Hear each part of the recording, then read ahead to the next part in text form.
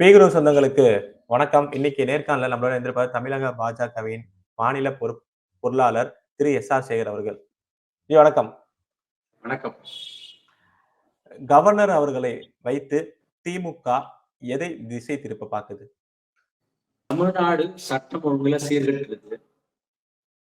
குறிப்பாக பெண்களின் மீது மிகப்பெரிய பாலியல் வன்முறைகள் தினசரி நடக்குது. ஆளுங்கட்சியினுடைய பிரமுகர்களே ஈடுபட்டு இருக்கிறாங்க.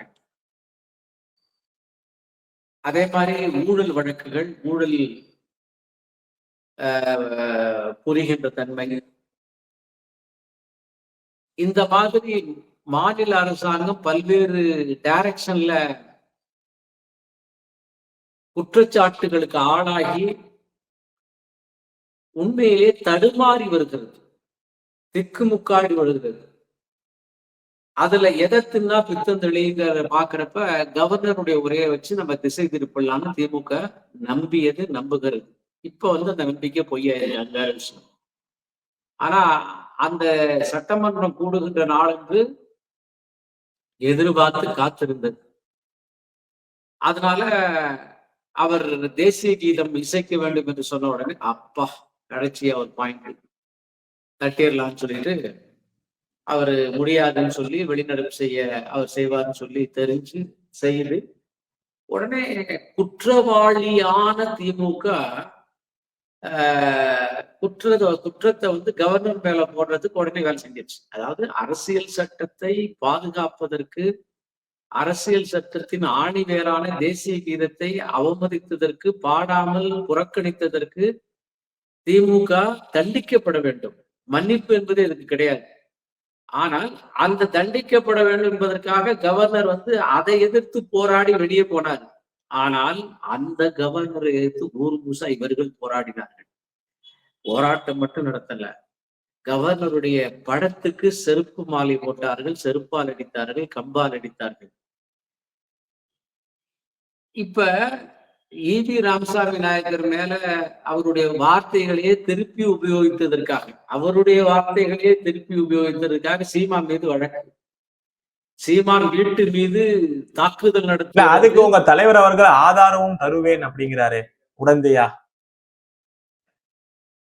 எப்படி உடந்த? அதாவது ஈவிஆர் எழுதிய புத்தகங்களில் அவர் எந்தெந்த பக்கத்துல சொல்லியிருக்காரு, என் ட்விட்டர்ல கூட 28ஆம் பக்கம்னு போட்டிருக்கேன். அது சீமானுக்கு ஆதரவு. நம்ம சரித்திரத்தை சொல்றோம், டாக்குமெண்ட்டை சொல்றோம், எங்களுக்கு தெரியும்னு சொல்றோம். சீமானுக்கு ஆதரவுங்கிற பேச்சுக்கு இடமில்லை. சீமான் எங்களோட ஒத்து வரக்கூடிய ஆள் இல்லை. அதே மாதிரி சீமான் ஒரு நேஷனலிஸ்டும் இல்லை. நான் அந்த சீமான் மீது குற்றம் சாட்ட வேண்டிய அவசியம் எனக்கு இல்லை. சீமான ஒரு பெரிய மனுஷன் ஆகிறதுக்கு நான் விரும்பல. அதனால நாங்கள் அந்த சீமான் இஸ் பொலிட்டீஷியன், அவர் தன்னுடைய கருத்து சொல்றாரு, அவர் மீது தாக்குதல் நடத்துகிறார்கள், அவர் இவங்களுடைய சார்பான ஒரு தலைவரை சொன்னதுக்காக.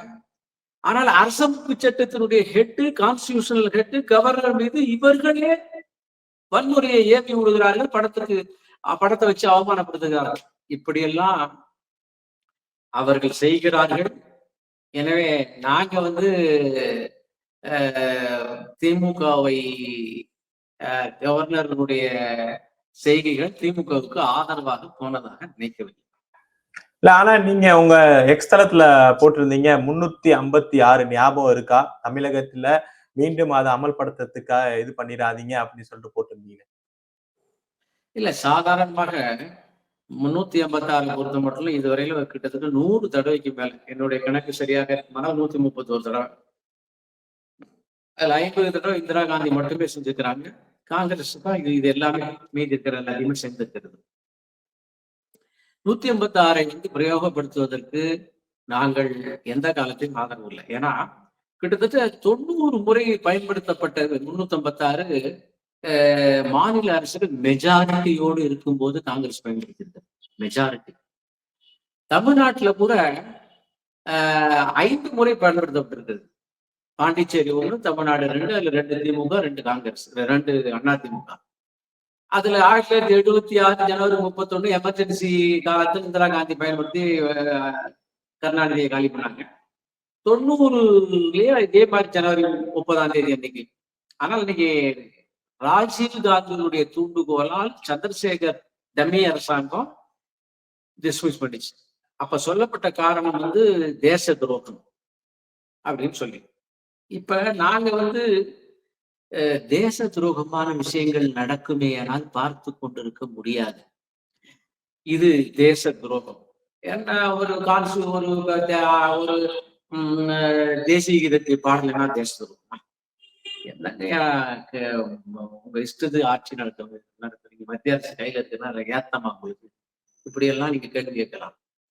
ஆனா அரசமைப்பு சட்டத்தை, தேசிய கீதத்தை அவமதிக்க வேண்டும் என்று இவர்கள் நினைக்கிறார்கள் என்பதற்கு ஆயிரக்கணக்கான காரணங்கள் இருக்கு.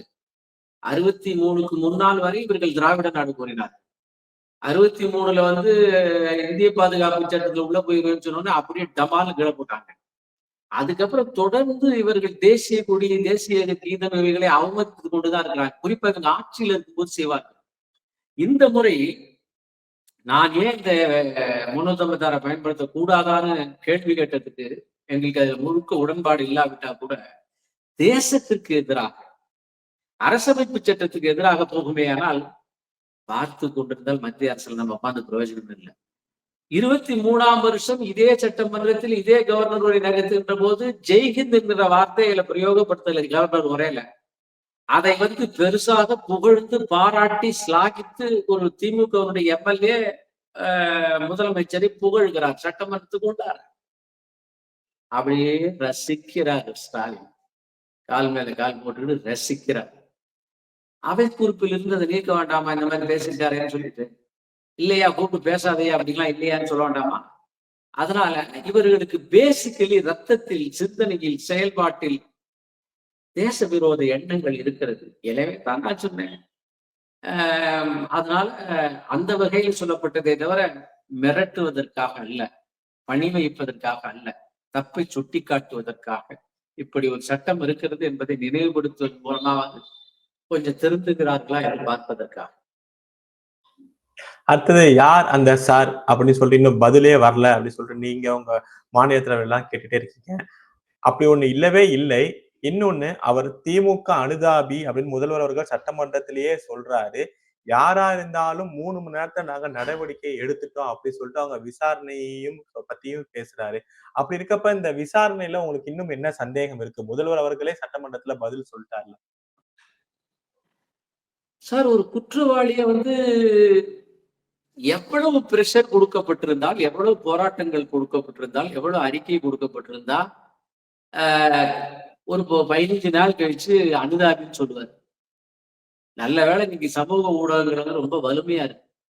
இம்மீடியட்டா படத்தை எடுத்து போட்டாங்க. எத்தனை படங்கள், எத்தனை மந்திரியோட கை பிடிச்சிட்டு இருக்காரு, எத்தனை திமுகவுடைய ஊர்வலத்துல போறாரு, கொடி பிடிச்சு போறாரு, கோஷம் போட்டு போறாரு, அமைச்சர்களோட இருக்கிறார். இப்பொழுது இதுக்கு மேல இந்த ஆதாரம் தேவைப்படுது. அனுதாபின்னு கடைசியா ஒத்துக்க வைக்க வேண்டிய நிலைமைக்கு முதலமைச்சர் தள்ளப்பட்டிருக்கிறார். எங்க கட்சியில் சட்ட அமைச்சர் சொல்றார், ரகுபதி, யார் வேணாலும் வருவாங்க, யார் வேணாலும் போவாங்க, போட்டோ எடுத்துக்குவாங்க, அதுக்கெல்லாம் நாங்க என்ன பண்ண முடியுங்கிறார் சட்ட அமைச்சர். அதனால அவர் திமுகவுடைய மிக முக்கியமான புள்ளி, கரும்புள்ளி. அந்த கரும்புள்ளியை வந்து நாங்க சுட்டி காட்டி ஆக வச்சு தண்டனை வைக்கணும். யார் இந்த சாருன்னு கேட்டா அது வந்து எங்களால கூட யாருன்னு சொல்ல முடியும். எங்களால கூட ஆளும் உடனே எடுத்து வச்சிருங்க நீங்க வந்து ஆதாரத்தை அப்படின்னு நீங்க கேட்பீங்க. அதை குற்றவாளியின் வாயாலேயே வரவழைக்க வேண்டும். அப்படி வரவழைச்சாதான் அதை வந்து மக்கள் நம்புவார்கள். அரசாங்கம் அதுல இருந்து தப்பிச்சு போக முடியாது.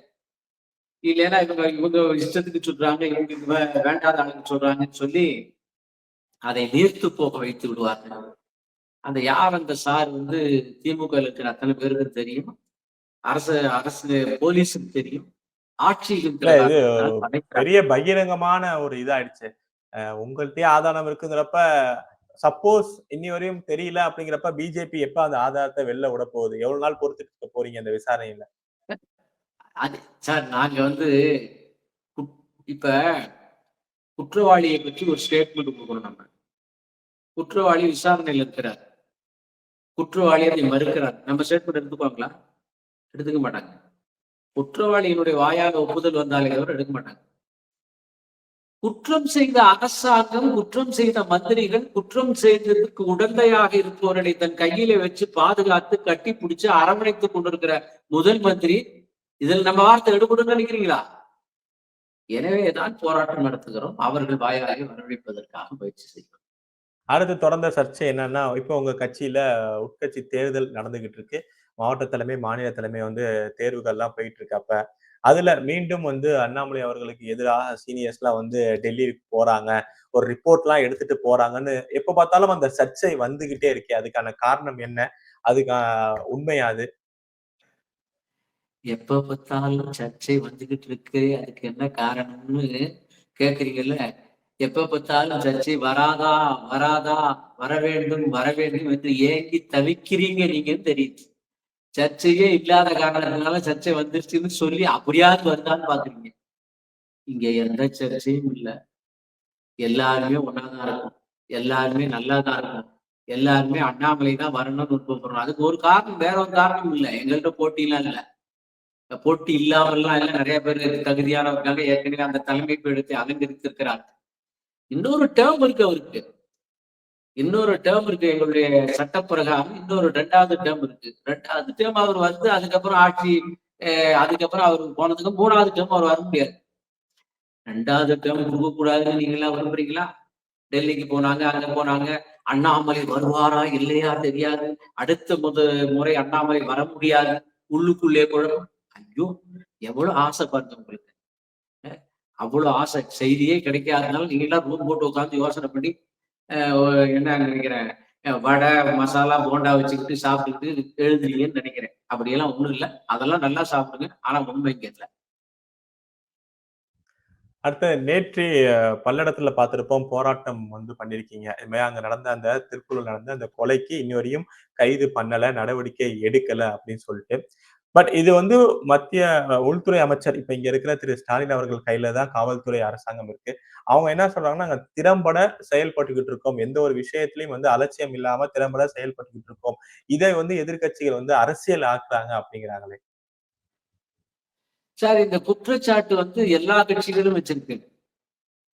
எல்லா கட்சியும் வச்சதுக்கு அப்புறம் நேத்துக்கு அங்க போராட்டம் நடத்தி ஆர்ப்பாட்டம் நடத்தியவர் யார்? பிஜேபியின் மாநில தலைவர் மட்டுமல்ல, அவர் முன்னாள் ஐபிஎஸ் அதிகாரி. Is Indian police service. போலீஸுக்குள்ள என்ன இருக்கு, என்ன நடக்குங்கிறத அத்துப்படியான நபர். ஒரு வழக்க வந்து எத்தனை நாளைக்குள்ள குற்றவாளியை கண்டுபிடிக்கலாம்னு தெரிந்த நபர், அறிந்த நபர், புரிந்த நபர். அவர் மேல ஏறி பேசுறாரு. 43 நாள் ஆச்சு, இதுக்கு ஒண்ணுமே செய்யலாம் அப்படின்னு என்ன அர்த்தம்? நான் அசால்ட்டாக இருக்கிறார்கள், கொஞ்சம் கூட கவலைப்படாமல் இருக்கிறார்கள் என்று நான் நம்பவில்லை. இதே மாதிரி ஒரு வழக்குல குற்றவாளியை கண்டுபிடிக்க முடியலன்னா அதற்கு பொலிட்டிக்கல் ரீசன்ஸ் தான் இருக்க முடியும். ஏன்னா நீங்க வந்து இதுலயும் பொலிட்டிக்கல் ரீசன்ஸா? திருப்பூர் வரைக்கும் பொலிட்டிக்கல் ரீசன்ஸ் தானா? என்ன வேற என்ன இருக்குன்னு நினைக்கிறீங்க? அதாவது இந்தியன் போலீஸ், குறிப்பா தமிழ்நாடு போலீஸை பத்தி அப்படியே வானலாவா புகழ்வார்கள். இது ஸ்காட்லாந்து யார்டுக்கு நிகரானது அப்படின்லாம். நம்மளுக்குள்ள போலீஸ்ல போனா வந்து போலீஸ் பல்ல பிடிங்க வச்சிருக்கு கவர்மெண்ட். எப்ப திமுக ஆட்சி வந்தாலும் போலீஸுக்கு செல்வாக்கே இருக்காது, பவரே இருக்காது. அவங்க டம்பிபீஸ். இப்ப யார் தடுக்கிறார்கள், ஏன் தடுக்கிறார்கள், ஏன் அதை முடியாதுன்னு சொல்றாங்க, ஏன் லேட் ஆகுது? அதுக்கு நீங்க பதில் சொல்லுங்க. இந்த தமிழ்நாடு போலீஸாலே இந்த குற்றத்தை கண்டுபிடிப்பதற்கு தெம்பு இல்லை, திராணி இல்லை, வக்கு இல்லை, வகை இல்லை, திறமை இல்லை என்று நாங்கள் அதனால சிபிஐ விசாரணை கோரீங்களா? சிபிஐ விசாரணை வந்தா கண்டுபிடிச்சிட முடியுமா? ஒத்துக்குங்க. உங்களுக்கு திறமையும் வக்கும் இருந்ததுன்னா கண்டுபிடிச்சிருக்கணும் இல்ல. கண்டுபிடிக்கலன்னு என்ன சொல்றீங்க? ஒரு குற்றவாளி தடயங்களை விட்டு போகாம இருப்பானா? அப்ப அப்படி இருக்கிறப்ப வந்து உங்களால பிடிக்க முடியலன்னு என்ன அர்த்தம்? எங்க கோளாறு? ஒண்ணு டிஃபங்க் போலீஸ், இன்எஃபிஷியன்ட் போலீஸ், அல்லது டிஃபங்க் கவர்மெண்ட், இன்எஃபிஷியன்ட் கவர்மெண்ட். ஒரு குறிப்பிட்ட நபரை ஆதரிப்பதற்காக இருக்கும் போது சந்தேகப்பட வைக்கிற சூழ்நிலையை தானே உருவாக்கி இருக்கீங்க. அப்ப அண்ணாமலை வந்து சொன்னார்களா அழகா இதை பிடிச்சிடலாம்னு சொன்னார்களா? இல்லையே, எங்கள்கிட்ட விடுங்க, சிபிஐ விடுங்க. அப்ப சிபிஐ கண்டுபிடிக்க முடியலன்னு அப்ப சொல்லுவோம். சிபிஐ ஆலையை கண்டுபிடிக்க முடியலை, தமிழ்நாடு போலீசால் எப்படி கண்டுபிடிக்கும்? நாங்கள் சுத்தமானவர்கள், சோரம் போகாதவர்கள், கலப்படம் இல்லாதவர்கள், கரைப்படாதவர்கள், கரப்ட் இல்லாதவர்கள் அப்ப சொல்லிக்கீங்க. சிபிஐ நோக்கம் என்ன? உங்களால முடியலங்கிறது ஒத்துக்கிறதுக்கு நீங்க தயாரா இல்ல, ஒத்துக்குங்க, நாங்க கண்டுபிடிச்சு காமிக்கிறோம். அதைத்தான் நாம சொன்னா அதுல என்ன தப்பு இருக்கு? இல்ல அது நம்ம நீங்க சொல்ற மாதிரி தமிழக காவல்துறை வந்து எல்லாத்துலயுமே சிறப்பா தான் செயல்பட்டுட்டு இருக்கு. அப்படி இருக்கப்ப சிபிஐ விசாரணைங்கிறது மத்தியில உங்க கையில இருக்கிறத கொண்டு வந்து இங்க ஏதாவது பொலிட்டிக்கல் கேம் ஆட பாக்குறாங்க அப்படின்னு சொல்லிட்டு ஒரு குற்றச்சாட்டு ஆளுகிற தரப்புலயும் சொல்றாங்க. ரொம்ப நல்லா இருக்கு சார். ரொம்ப தமாஷா இருக்கு சார். கேட்கறதுக்கு ரொம்ப ரொம்ப ஜனரஞ்சகமான குற்றச்சாட்டா இருக்கு. சார், உங்களால முடியலன்னா சிபிஐ கொடுங்கன்னு சொன்னா, மத்திய அரசு இல்லாம அது பாகிஸ்தான் அரசுலயா இருக்க முடியும் சிபிஐ? சிபிஐ இங்கிலாந்து அரசுலயா இருக்க முடியும்? மத்திய அரசுகள் தான் இருக்கு. அதுதான் விசாரிக்கணும். அப்புறம் மத்திய அரசுல இருக்கு, அதனால கூடாது, அதை அரசியல கொண்டு வருவோம். நீங்க அரசியல கொண்டு வரீங்கன்னு நாங்க சொல்றோம். இப்ப அதனாலதான் சரியா விசாரிக்கலன்னு சொல்றோம். இப்படி 2 பேரும் போட்டுக்கிட்டே போனா அப்புறம் என்ன சார் ஆகும் தமிழ்நாட்டுல லாண்டாக?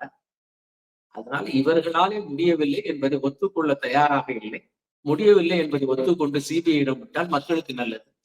அதை செய்யாமல் இருப்பதே ஆயிரக்கணக்கான ஊகங்களை உருவாக்குகிறது. அதை பத்திரிகையாளர்கள் மோப்பம் முடிச்சு சொல்லாம பிஜேபி மேலேயும் மத்திய அரசு மேலேயும் பழியை போட்டுக் கொண்டிருக்கு. காணொலியில இறுதியான கேள்வியா, இப்ப அங்க கம்யூனிஸ்ட் கட்சி தலைவர் என்ன சொல்லியிருக்காங்கன்னா, அறிவிக்கப்படாத எமர்ஜென்சி அப்படின்னு சொல்லிட்டு முன்னாள் தலைவர் சொல்றாரு. வந்த தலைவர் ராசா அவர்கள் சொன்ன ஸ்டேட்மெண்ட்டுக்கும் இப்பயும் அங்க ஒரு புகைச்சல் பெய்கிட்டு இருக்கு. திருமாவளவன் அவர்களும் அங்க ஒரு ஒரு மனக்கசப்பு போயிட்டு இருக்கப்ப 26 கூட்டணி எப்படி அமையும்? பாஜக அதற்கு தயாராகி விட்டதா? சார், ஆளுங்கட்சியினுடைய கூட்டணி கட்சிகள் எக்கச்சக்க புகைச்சல். கம்யூனிஸ்ட் கட்சி கொள்கை ரீதியாக, சித்தாந்த ரீதியாக நாங்கள் எதிரும் புதிருமாக இருந்தால் அவருடைய குற்றச்சாட்டு நியாயமானது. ஆனா ஏன் ரொம்ப லேட்டா தான் எடுத்தாங்கன்னு தெரியல. நான் பத்திரிகையாளராக மாற தயாராக இல்லை. இதனால எடுத்திருப்பாங்களோ, அதனால எடுத்திருப்பாங்களோ, 25 கோடி ரூபாய் 10 50 வருடங்களுக்கு எடுத்திருப்பாங்களோ, அல்லது விஜயோட கூட்டணி சேர்றதுக்கு எடுத்திருப்பாங்களோ, அப்படியெல்லாம் நான் நினைப்பதற்கு தயாராக இல்லை. ஆனால் உள்ளுக்குள்ள ஏதோ பூசல் நடக்குது, நல்லா நடக்குது. எதுக்கும் இருக்கட்டுமேனு திருமாவளவனும் எக்கச்சக்கமான கேள்வி கணைகளை தொகுத்து அப்படியே அள்ளி வீசிருக்கிறார். திமுகவுக்கு இது போராத காரணம் சார். நான் ஜோசியம்லாம் சொல்லல. எனக்கு அதுலதான் நான் நம்பவில்லை. ஜோசியம் உண்மையிலாம் சொல்ல முடியாது. எனக்கு அதுல நம்பிக்கை இல்லை. அதனால திமுக எல்லாம் நம்புறாங்க. அவங்களுடைய முதலமைச்சருடைய துணைவியார் அவங்கள கூட நான் திருச்செந்தூர்ல சாமி கும்பிட்றப்ப பார்த்தேன், வந்தாங்க. கடல்ல போய் காலை வச்சு கழுவிட்டு சாமியை போய் கும்பிட போறாங்க. அவங்களுக்கு அந்த கடவுள் நம்பிக்கை பக்தி எல்லாம் இருக்கு. அதனால திமுகவுக்கு இல்லைன்னு சொல்ல முடியாது. அதனால அவங்களும் அதுல நம்பிக்கையோடு இருக்காங்க என்பதாலே அவங்களுக்கு போதாத காலமும் நான் நினைக்கிறேன். அதை சரி செய்யணும், கோயிலா அவங்க போறாங்களோன்னு நினைக்கிறேன். அதனுடைய வெளிப்பாடு அந்த கட்சிகளுக்கு கூட்டணிக்குள்ள உரசல் எக்கச்சக்கமா இருக்கிறது தெரிகிறது. அப்புறம் திமுகவுடைய ஜாதகமும் சரித்திரமும் இதுக்கு முன்னால 2வது முறை வந்ததே இல்லை. அதனால அந்த வகையிலையும் கூட அவங்க சொல்ற மாதிரி ஒரு முறை இதுதானே நம்மளுடைய முறை என்கின்ற வகையில அவங்க 2வது முறை வரத்துக்கு வாய்ப்பு இல்லை. அந்த அளவுக்கு பெரிய அளவுல மக்கள் விரோதம், மக்கள் எதிர்ப்பு இருக்கிறது. அண்ணாமலையினுடைய வேகம் அவங்கள அப்படியே திக்குமுக்காட வைக்கிறது. எனவே